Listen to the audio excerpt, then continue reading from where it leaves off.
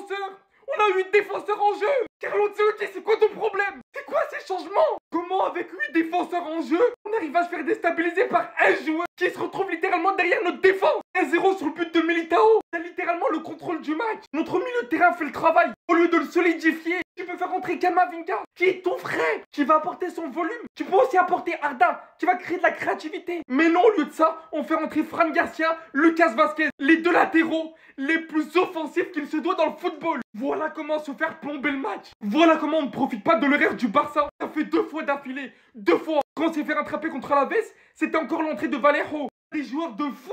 Un match bien géré dans l'ensemble, correct. Et tu te fais prendre ça à la fin. Je suis en train de délirer. Surtout après tout ce qu'ils nous ont fait durant tout le match. Après tout ce qu'ils avaient préparé contre Vinicius. On peut pas perdre cette rencontre. Tout simplement pas. J'ai beaucoup trop le seum. Tout ça à cause des 8 minutes de temps additionnels. À cause de leurs supporters, dont je ne peux même plus sortir d'adjectifs pour les qualifier. Tellement c'est les pires. J'ai envie de pleurer.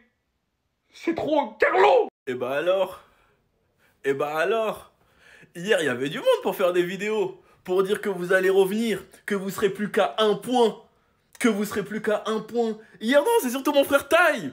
Tai, mon frère, si on gagne aujourd'hui et qu'ensuite on gagne le Classico, le football, ça va vite. Et bah frérot, tu restes à 3 points derrière. Vous restez à 3 points derrière. C'est-à-dire qu'on peut même se permettre de perdre au Classico. Il y aura égalité. Flick, il avait de la peine pour vous. Il s'est dit, bon, les petits frères, on va un peu corser la Liga, quoi. Parce qu'on voulait pas en finir trop vite. On va un peu corser la Liga. Il a fait reposer tout le monde. Il a fait jouer l'horrible Ferran Torres, l'horrible Sergi Dominguez et l'horrible Gérard Martin. Et titularisé Pau Victor. La conclusion, vous la connaissez, on peut pas faire de miracle avec l'équipe W. Et tous les blessés. Beaucoup de personnes se sont excitées suite à ce résultat pour dire qu'ils reviendront à 1 point. Eh ben non, vous restez derrière. 3 points de retard. Et il va falloir m'expliquer les changements d'Ancelotti. Fallait jouer 8 défenseurs aussi, non? En tout cas, moi, je me suis régalé. Sinon, vous les gars, vous en pensez quoi? Ramenez-vous Snap Insta, on s'ennuie. Carlo, il s'est passé quoi aujourd'hui? Pourquoi on a défendu à 6 défenseurs? Il s'est passé quoi? Lucas Vazquez qui rentre à la place de Modric et Garcia qui rentre à la place de Rodrigo. Quelle ambition de jeu! Certes, on est en train de mener 1-0, mais là, tu veux tout blinder, tu veux qu'on défende à 6! Pourquoi on a défendu à 6? Les gars, faut arrêter de se foutre de la gueule du monde. On a joué comme des merdes en deuxième période. Sans application, sans ambition de jeu. Vous imaginez, le seul qui a marqué aujourd'hui, c'est un putain de défenseur central, c'est Militao. Voilà les gars, aujourd'hui je ressens de la frustration. Parce que l'Atlético Madrid n'était pas exceptionnel aujourd'hui. Il y avait moyen de faire quelque chose. Mais j'ai l'impression que Carlo Ancelotti, il a pas compris le truc. Fallait qu'il nous concocte un 4-3-3 aujourd'hui et nous mettre un numéro 9. Parce qu'il y en a plein qui vont cracher sur Vinicius, hein, mais Vinicius fait un match excellent aujourd'hui. Il est même à l'origine du but. Bellingham en première mi-temps, c'était exceptionnel. En deuxième période, il s'est un peu plus effacé parce que l'équipe a reculé. Et Rodrigo, et je suis désolé, aujourd'hui, complètement inexistant. On t'a pas vu aujourd'hui. Et c'est ça le problème, c'est les Rodri sexuels qui vont m'envoyer des messages. Me dire non, Rodrigo, il est meilleur que Vinicius, il a plus fait que Vinicius. Bande d'ingrats. Respectez un tout petit peu Vinicius. Pas le même statut. Et c'est ça qui lui manque. De la régularité, du sérieux, de la prise de décision. Et le boss, le King, ça a été le meilleur joueur sur le terrain aujourd'hui. Comme un bulldog sur le terrain. Il s'est arraché sur absolument tous les ballons. C'est un mort de faim. C'est pour ça que d'ailleurs, c'est le joueur qui joue le plus de matchs au Real Madrid. Bref, les gars, je suis dégoûté du match. On aurait pu revenir sur le FC Barcelone à 1 point. Mais au final, on gâche cette opportunité parce qu'on n'a pas eu d'ambition de jeu. Et Carlo Ancelotti, t'es le gros coupable de ce match nul. Pour moi, c'est une défaite même. Téléhache, sortez les marteaux, sortez tous les outils de destruction que vous avez. Voici la boucherie de l'année 2024. Les gars, c'est quoi ce match de charcutier, de saucissonnier, de béconnier, d'entrecôtier, de merguezier, appelez-les comme vous voulez les gars. C'est n'importe quoi. C'est un match, les gars, mais qui était d'une hache comme j'ai jamais vu. Quel match haché, je sais même pas quoi dire. Plus de 25 fautes dans le match. Les joueurs, ils étaient là pour se rentrer dedans. Même les supporters, ils voulaient rentrer dans les joueurs. J'ai fait une autre vidéo là-dessus d'ailleurs, vous pouvez aller la voir les gars, avec les jets de projectiles sur Thibaut Courtois. Mais on a senti de la tension. Bien sûr, c'est un derby madrilène, il y en a toujours. Mais là, la tension a pris le dessus sur le football. Parce que très clairement, il n'y avait pas beaucoup de football. Ça finit en 1 partout grâce à Angel Correa qui arrive à climatiser le Real à la toute dernière minute de jeu et sauver l'Atlético. Mais sinon, pour le foot, on repassera. Angelotto nous a niqué ce soir, je jure, avec ses changements bidons. Dans ces matchs comme ça, je pense que tu pouvais laisser tous ces joueurs-là. Tu pouvais faire 0 changement, mais ils pouvaient tenir. Toi, tu fais sortir tous nos attaquants, il faut voir. Barça a fait déferler de nous profiter, on fait match. Non mais là je viens d'assister à une guerre, c'était quoi ce bordel? Je savais qu'aujourd'hui ça laisse barre en vrille, les supporters avaient pourtant prévenu. Déjà en première mi-temps, je sais pas si vous avez remarqué, c'était trop calme, tout le monde jouait bien, l'Atlético de Madrid cassait pas du tout. Même les supporters, tout le monde était sage. Même Vinicius qu'ils étaient censés attaquer, je les ai pas vus faire des trucs bizarres avec lui, je me suis dit non là c'est pas normal. En fait ils avaient tout prévu pour la deuxième mi-temps, là ils étaient en train de faire semblant. Thibaut Courtois qui commence à prendre des briquets dans la tête, même des sacs de poubelle, ils lui ont tout jeté. En même temps j'ai envie de dire lui aussi il a cherché, regardez comment elle est allée célébrer devant les supporters. C'est à la fin du match, je me suis dit que heureusement que Arda Güler n'est pas rentré dans ce match parce que là, ils étaient en train de jouer au faux calme. Regardez comment à la fin du match, ça a emballé. Ils ont failli casser les pieds de Franck Garcia. Regardez-moi ce tac. Non, l'Atlético de Madrid, c'est pas possible. Si t'as pas les os solides, tu peux pas jouer contre eux. Et pourquoi André, dès qu'il est rentré, il a pas voulu se laisser intimider. Le gars, il est rentré directement avec un tac. Malheureusement, il allait goumer un caméraman qui avait rien demandé. Ce taré, il a failli nous remettre le même but qu'il avait marqué la dernière fois. Je sais pas ce qu'il a dans ce but, mais quand il tire, les amis, même le ballon, tu pars, tu sens la souffrance du ballon. Franchement, son entrée était juste impeccable. Je m'attendais à un match tendu, mais là ils ont répondu à nos attentes. Franchement les gars, il n'y a rien à dire. La deuxième mi-temps c'était un banger, même si j'ai trouvé que ça manquait de but. Il pensait que... Mais non, 3 points d'avance pour le Barça. Non, je vais bien dormir. Je vais bien dormir, merci Correa. Merci à toi. Match nul entre l'Atlético et le Real Madrid. Match nul et un match nul. Dans tous les sens du terme, c'était naze. C'était nul. Les équipes qui finissent par Madrid. On s'attendait à quoi nous aussi, hein? Un dimanche soir. J'aurais dû regarder l'OM en fait. Mais honnêtement les gars, c'était un match miroir. Les deux équipes c'était les mêmes. Donc quand l'Atlético avait la balle, le Real Madrid bloc bas, tout le monde aide à défendre, voilà. Et quand inversement le Real avait la balle, l'Atlético aussi bloc bas cash. Donc pas de prise de risque. On dirait que c'était un match arrangé. Ils sont venus jouer le nul, les deux équipes. Je comprends pas. Je ne comprends pas. T'es le Real Madrid. Si tu gagnes, tu reviens à un point du Barça. Mais plus d'intensité. Mais plus de mouvement, quelque chose. L'Atlético, pareil. Tu gagnes contre le Real Madrid, tu passes devant eux. Moi, je comprends pas cet état d'esprit-là comme ça. Surtout devant ton public, tu peux pas afficher un visage comme ça. C'est la Liga, quand même. Le Barça est devant vous tous. Faites quelque chose, mais donnez-nous du spectacle, des trucs qu'on regarde. Franchement, ça m'étonne beaucoup. Surtout du côté de Madrid, parce que l'Atlético, bon, on est habitué un peu à tout ça. Malgré les recrutements... Je pensais qu'ils allaient mettre un peu plus de sauce, de peps. Mais le Real, quand même, ça m'étonne. Dans tous les cas, ça fait bien nos affaires. On reste à 3 points. Donc le match qu'on a perdu dernièrement, on peut déjà l'oublier. Sinon, les Madrilènes, vous allez bien?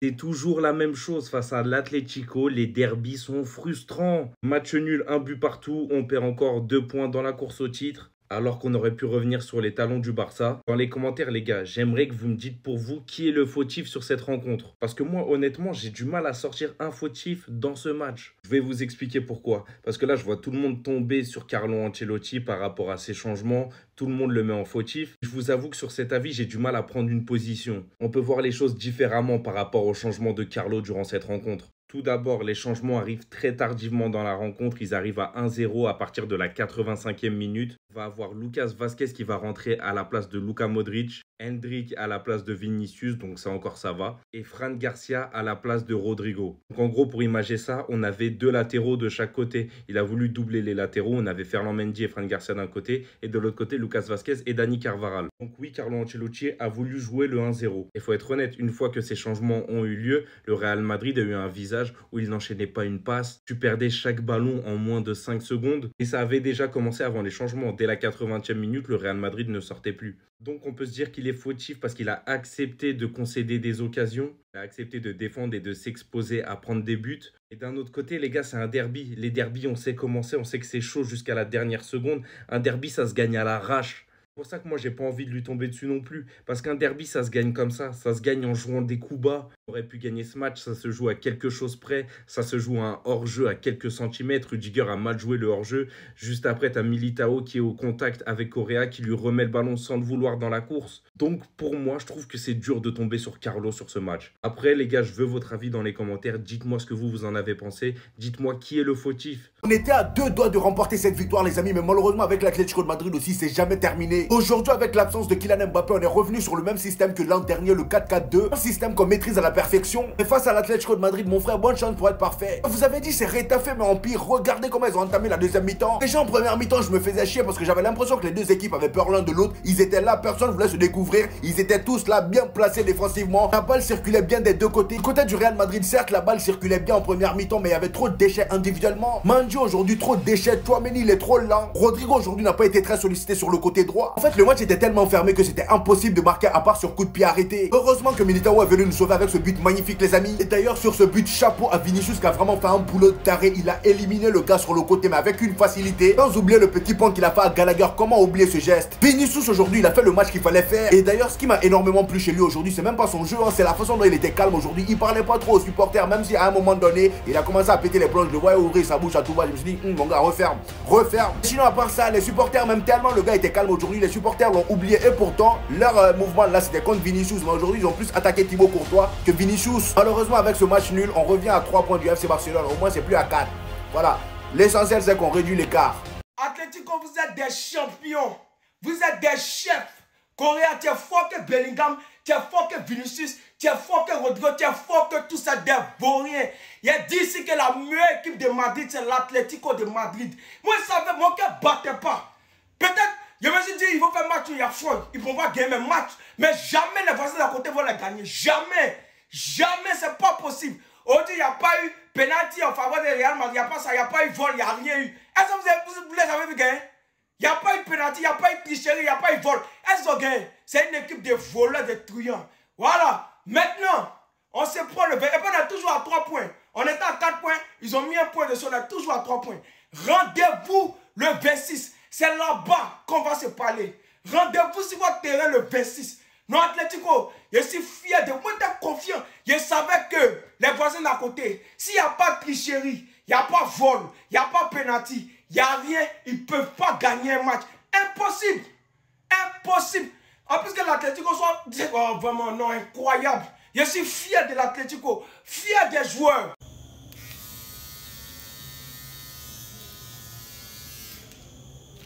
Je n'aurai jamais la honte.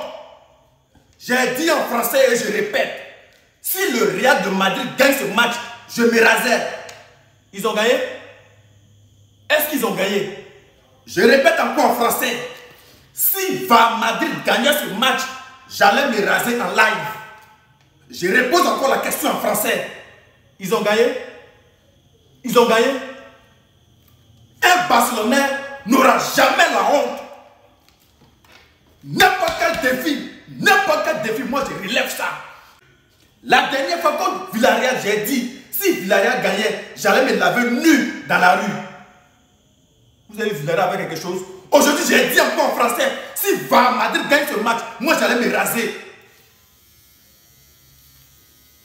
Je n'aurai jamais la honte. Sans penalty, sans VAR, sans hors-jeu, sans arbitre, ils ne peuvent rien créer. Vous avez vu leur niveau? Vous avez vu leur niveau? Sans penalty, sans hors-jeu, sans VAR, sans arbitre de touche, ils ne peuvent rien créer. Aujourd'hui, ils ont joué ballon colo-colo. Le monde entier les regardait. Ballon colo-colo. Ils ne peuvent pas piquer. Ils ne peuvent même pas piquer. Même on les touché au milieu de terrain, ils cherchaient penalty. Courtois est tombé dans son poteau. Il a montré un point de penalty de l'autre côté. Il dit sans penalty, ils sont rien. Sans VAR, ils sont rien. Je n'aurai jamais la honte. Désormais, quand il dit quelque chose, c'est ce qu'il dit. Vous devez parier. Désormais, quand il dit, mais parier, je suis le foyer MS des supporters. Je suis le foyer MS des supporters. Ce que je dis, c'est ce qui se réalise.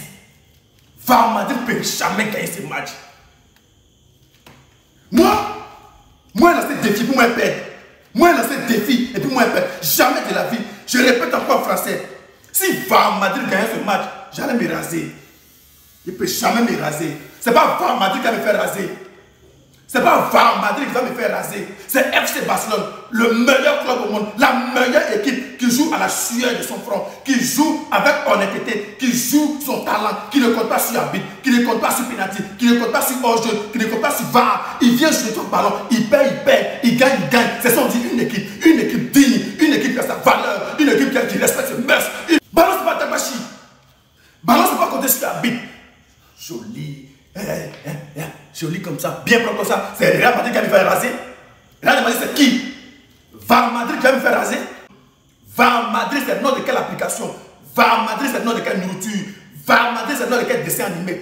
Va Madrid, c'est dans lequel porter espèce de nulard, braqueur, voleur, sans habit, sans enjeu, sans va-et-vient, rien crier. Un bon Barcelonais n'aura jamais la honte. Bibi, rendez-vous le V6, vous allez voir ce qu'on appelle ballon. Fond.